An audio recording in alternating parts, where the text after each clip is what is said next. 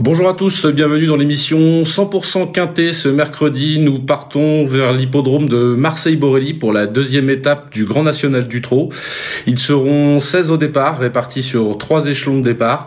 Passons tout de suite au tableau des partants.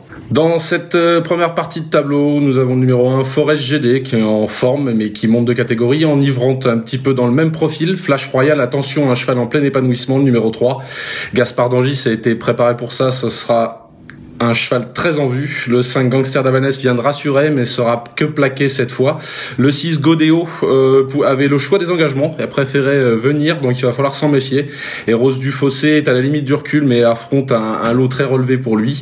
À partir du numéro 8, Honky Tonk Blues, nous passons au second poteau, mais attention à lui, déféré des 4, c'est un lion.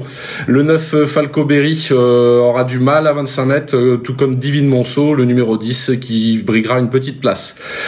Sur cette deuxième partie de tableau, on retrouve le numéro 11, Eberton, qui reste sur un drôle de meeting à Cagnes-sur-Mer, et sur sa lancée, il va falloir s'en méfier. Le numéro 12, Fakir du Ranch, attention à lui. Le 13 Héros de Fleurs, qui devrait accuser des progrès. Le 14 55 Bond, qui aura la confiance de son entourage. Le 15 M Somme d'Airfray, qui reste sur des bonnes courses montées, mais qui doit rassurer. Et enfin, numéro 16, Éclat de Gloire, sera seul au 3e échelon. Ferré pour une rentrée, ça risque d'être compliqué. On passe tout de suite au papier.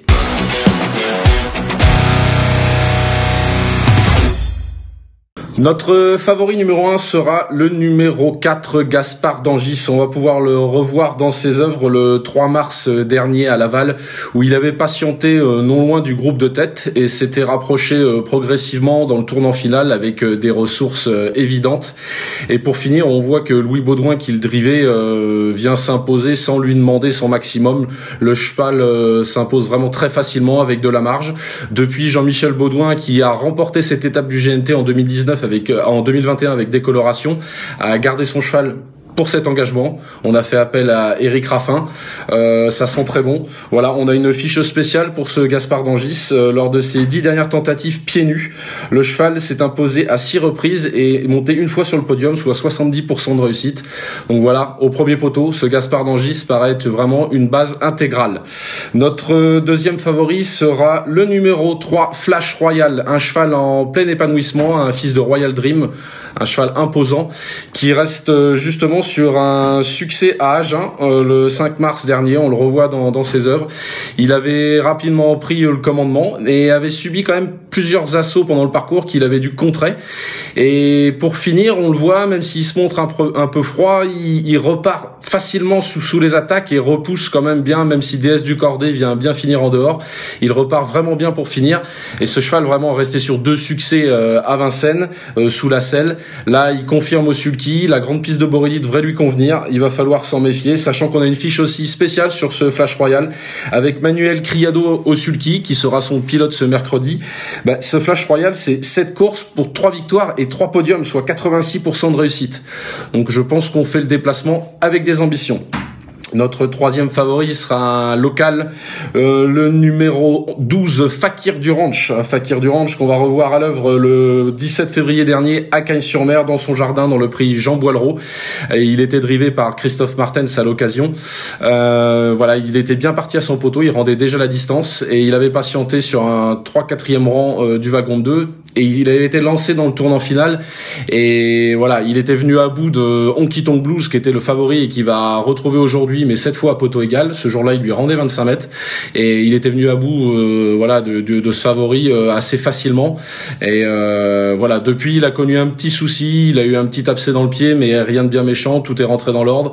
Voilà, avec on a une fiche spéciale quand il est pieds nus avec Yannick Alain Briand au sulky.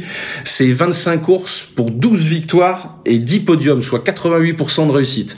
Donc je pense qu'on peut faire confiance à ce Fakir du Ranch qui sera, à mon humble avis, la meilleure chance du second poteau.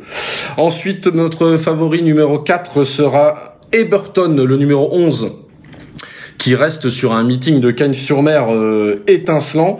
On peut le revoir à l'œuvre lors de sa dernière sortie le 12 mars, justement sur la Riviera, dans le prix de Rome Tordival.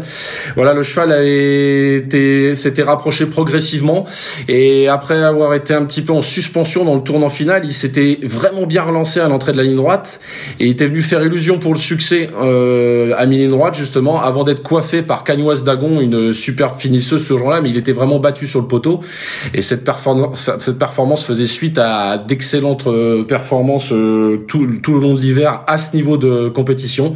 Il retrouve Junior Galpa, c'est un cheval dur, Borelli c'est fait pour lui, je pense qu'on peut encore compter sur lui.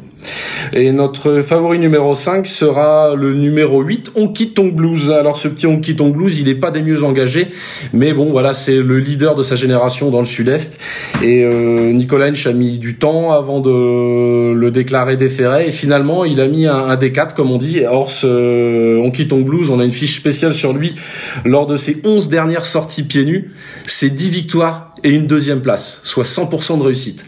Alors même si c'est le moins riche du second poteau, c'est un petit cheval qui démarre, on pense que voilà, il va pas se retrouver si loin que ça et peut venir disputer activement l'arrivée dans ce quintet.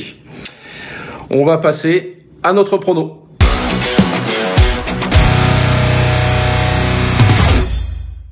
Alors nous allons récapituler notre prono. En tête, nous avons placé le numéro 4, Gaspard d'Angis. En 2, le numéro 3, Flash Royal. Ensuite, le 12, Fakir du Ranch. Le 11, Eberton. Et le numéro 8, Honky Tonk Blues. Pour allonger un petit peu les jeux, je vous conseille de garder aussi le numéro 14, 55 Bond, qui reste sur 2 disqualifications, mais que les frères Martin sont préparés pour ça.